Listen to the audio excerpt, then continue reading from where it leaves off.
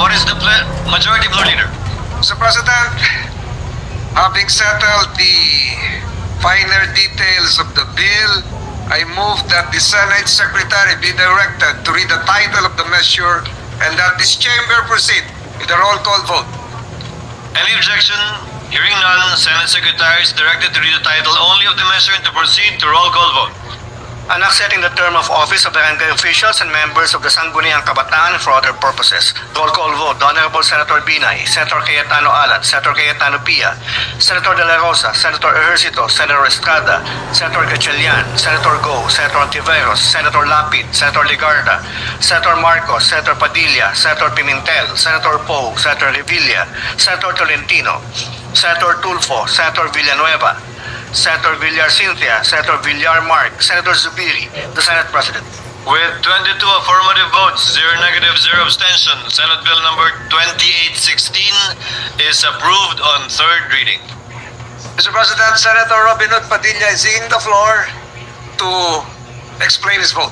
Senator Padilla is recognized. You may proceed, sir.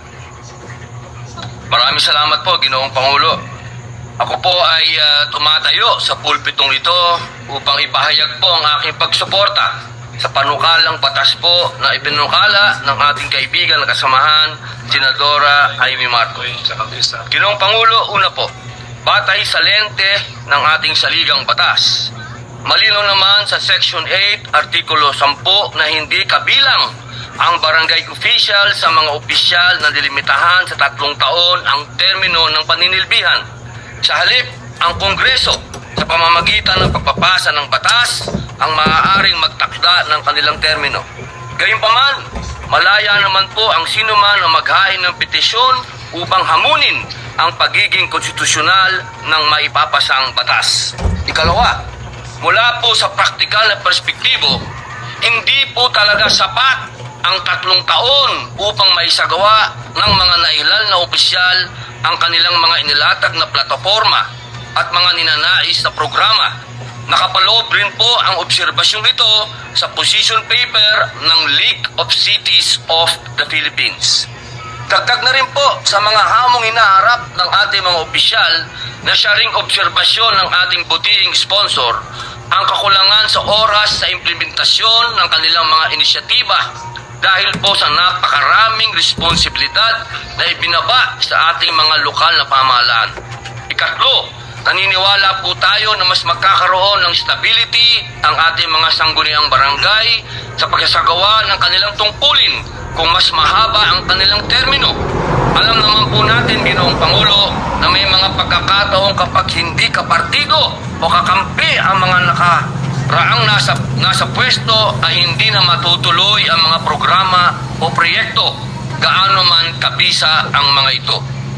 Ginoong Pangulo, ang ating pong matitipid sa madalas na pagsasagawa ng halalan para sa mga opisyal ng barangay ay maaari nating mailaan para sa mga makabuluhan at epektibong programa at proyekto ng ating pamahalaan. Sa kadahilan ng ito, buo po ang aking suporta para sa Senate Bill number 2816 na siyang magiging daan upang mapatatag pa natin ang ating mga opisyal sa pambarangay. Muli po, maraming salamat. Noted and entered into the records. President, Senator Chico Estrada is likewise seeking the floor to explain. Senate President Pro Tem Estrada is recognized. You may Thank you, Mr. proceed, sir. President. Mr. President, I would like to register my support to the proposed measure setting to 4 years the term of office of all elected barangay and Sangguniang Kabataan officials. Congratulations in order for Senator Amy Marcos for successfully steering the approval of this bill. This will finally put to rest the issue of repetitive extension of barangay and Sangguniang Kabataan elections. Umasa tayo na sa pagsasabatas nito ay may katiyakan na may pagpapatuloy ang pagpapatupad ng mga programa sa ating mga komunidad at magkakaroon ng mas matatag na pamamahala ang ating mga halal na mga barangay officials. Maraming salamat po, Ginoong Pangulo. Noted and entered into the records. Majority Floor Leader.